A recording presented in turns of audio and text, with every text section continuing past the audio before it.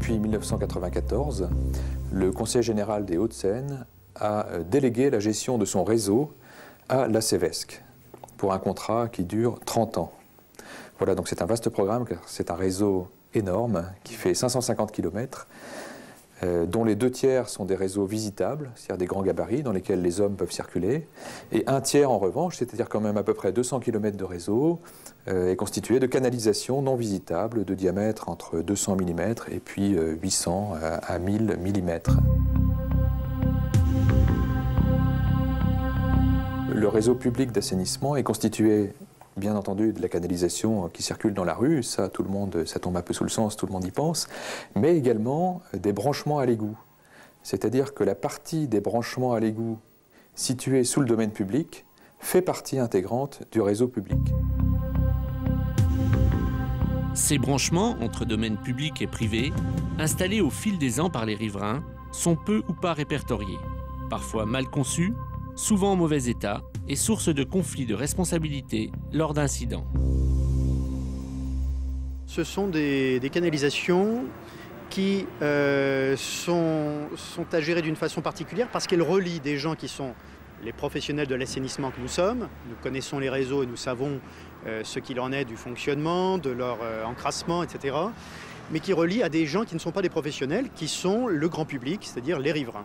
Et effectivement, vous avez là des gens qui ont des exigences normales, de plus en plus précises, sur la fois les odeurs, sur l'état d'encrassement, voire parfois même des problèmes d'obstruction, etc. Donc on a un problème, ou plutôt un thème de communication, qui fait que ces branchements nous sont aussi source de plus en plus de travail de communication, d'explication et de travail avec le grand public.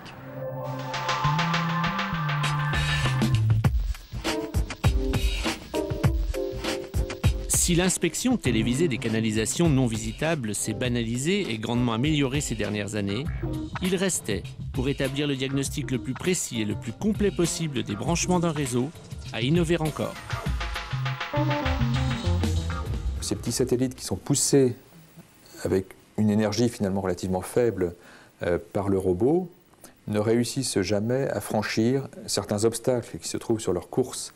Par exemple, une racine qui passe à travers le branchement, par exemple un décalage de tuyau, un caillou, du sable, un peu de graisse. Bon, il peut y avoir des tas de choses dans le branchement, d'autant plus qu'ils sont bien souvent en mauvais état, et qui empêchent la progression de la caméra. Le résultat, c'est qu'on a un taux de succès qui est très décevant, à savoir qu'on n'arrive pas, avec ces moyens qui sont déjà sophistiqués, mais on n'arrive pas à obtenir l'inspection d'un branchement sur 2. On n'arrive même pas à 50% de succès. Donc le diagnostic ne va pas jusqu'au bout et on reste dans l'incertitude. L'avantage qu'a notre procédé, c'est de pouvoir aller depuis l'intérieur d'un collecteur non visitable, curer les branchements avant de les inspecter.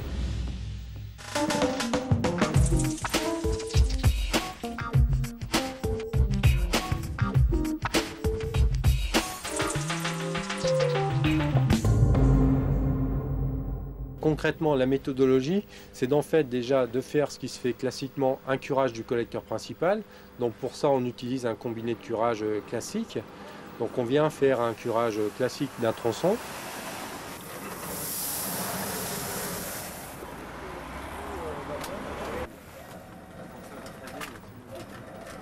Après avoir fait ce curage, on met la caméra qui vient nous repérer le nombre de défauts sur le collecteur principal et nous donne le nombre de branchements à inspecter. Au-delà de l'inventaire des branchements, cette étape permet de se faire une idée de l'état de ces derniers.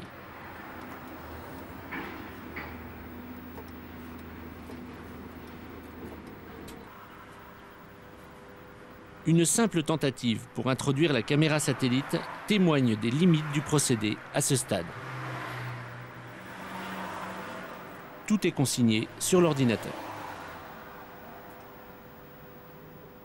Une fois ce repérage fait, on vient équiper la tête de la caméra satellite d'un jonc de curage. Et ce jonc de curage va rentrer dans chaque branchement et curer tous les branchements.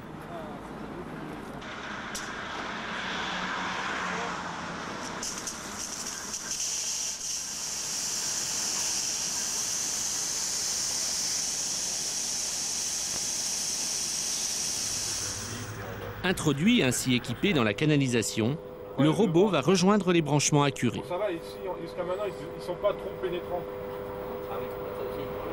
Mais on a rentré une grosse.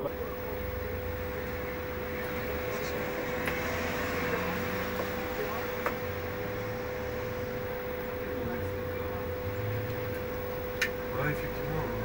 Un coup que c'est en place, ça va vite. Vas-y!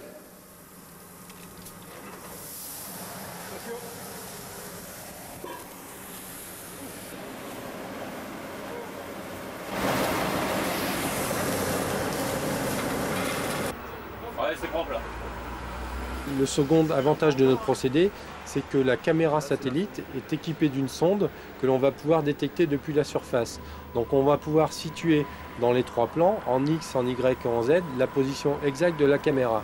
Donc on saura dire s'il y a un défaut, un effondrement ou des concrétions de béton, dire exactement depuis la surface où sont les défauts, ou éventuellement dire, eh ben là vous êtes en limite de propriété. Si vous désirez délimiter à ciel ouvert cette propriété, ben, l'emplacement du terrassement doit se faire ici. Donc on a une approximation à 20 cm près des travaux à effectuer. Oui, tout. Chaque soir, on va pouvoir éditer un rapport qui va nous donner les défauts et la position des défauts de chaque tronçon.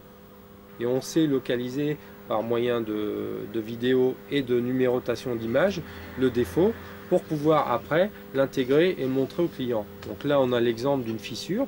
Donc on va rendre au client un rapport sur lequel il va pouvoir tout de suite analyser le problème de son collecteur.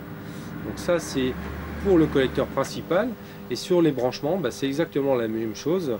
On va pouvoir dire au client la nature des défauts qu'il a et lui situer en plus donc la position de la limite de propriété.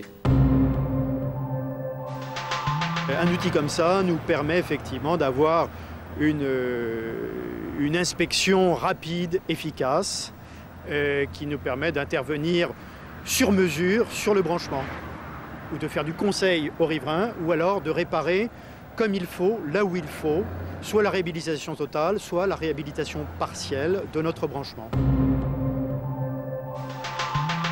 Sur 100 branchements, je pense que nous pouvons, avec le système de CERSTP, en ausculter, en inspecter 90.